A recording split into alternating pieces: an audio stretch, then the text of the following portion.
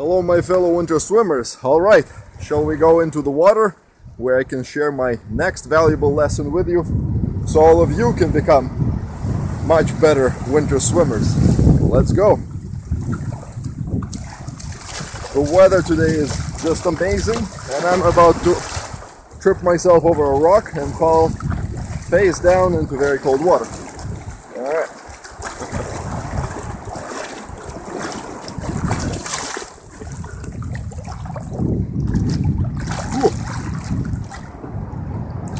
The ground is very rocky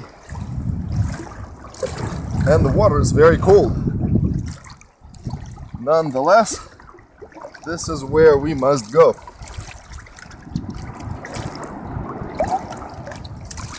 Whew. All right.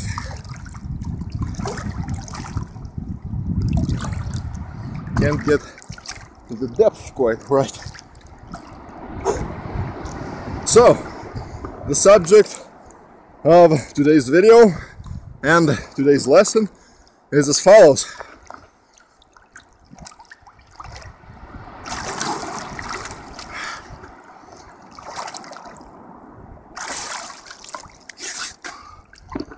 So, as you can see, the subject is submerging oneself and especially one's head into the water completely. That is very important if you wish to become a very good winter swimmer. And here's why. So a lot of people, when they go into the cold water, they kind of sit in it like this. Basically, they don't submerge or go farther down past their neck, meaning submerge their head. And that is a mistake. However, many people believe or are afraid that putting their head under the water may make them sick or somehow not be good for them.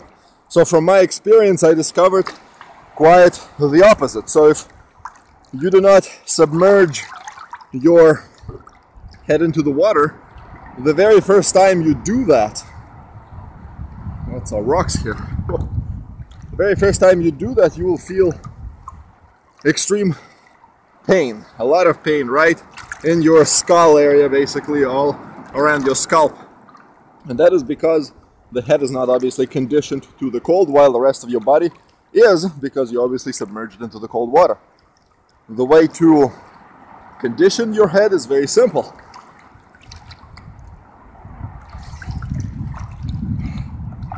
You continuously, as you go into the water, every I would say minute or two, put your head under the water, go under. And that is the way to train the blood vessels and the capillaries on your head, especially on your scalp, to better react to cold. Because here's an interesting physiological information for you. As far as I know, blood vessels and capillaries on the head do not contract or do not even respond to the cold the way they do everywhere else on the body. So everywhere else they contract. Apparently on the head they do not. And that is because the mind, or at least your head, should always be supplied with blood. So they have developed in such a way. That is why we grow this wonderful fur on the top of our head.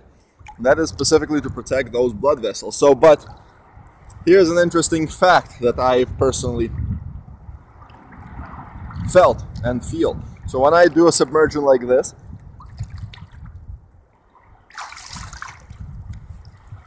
and I do this regularly enough. So meaning every time I go into the cold water, and as you see from my previous videos, that is exactly what I did. Your head does not respond with such severe pain as it would otherwise if I would not submerge my head under the water. And that tells me that there is conditioning going on. That tells me that the blood vessels and the capillaries on the head do respond to cold water, not in the same way that they do in the rest of the body, but they do. And that is very important. That is why you should continuously train your entire body and not just everything below the neck. So this is what I wanted to share with you. Now I again recommend you go under every 1 to 2 minutes. And one very important thing to keep in mind. Let me find my footing again.